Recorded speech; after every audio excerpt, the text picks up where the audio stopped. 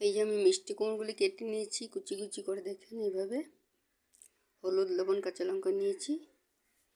তেলটা বসিয়ে দিয়েছি, এখন একটু কালি জিরে নিয়েছি, কালি জিরে দিয়ে দিচ্ছি। এটা শুকনো লঙ্কা দিয়ে দিলাম। শুকনো লঙ্কাটা আগে দিলে ভালো হয়। এখন এই মিষ্টি কুমড়োগুলি ছেড়ে দেবো। কাঁচা লঙ্কা দুইটা ফোড়ন দিয়ে দিলাম।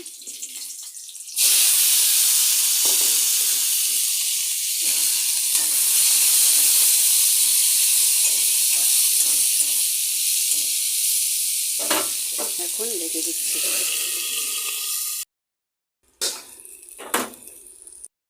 এখন আমি একটু চিনি দিয়ে দেবো। আমার মিষ্টি কুমড়ো ভাজি হয়ে এসেছে, এই দেখুন সিদ্ধ হয়েছে।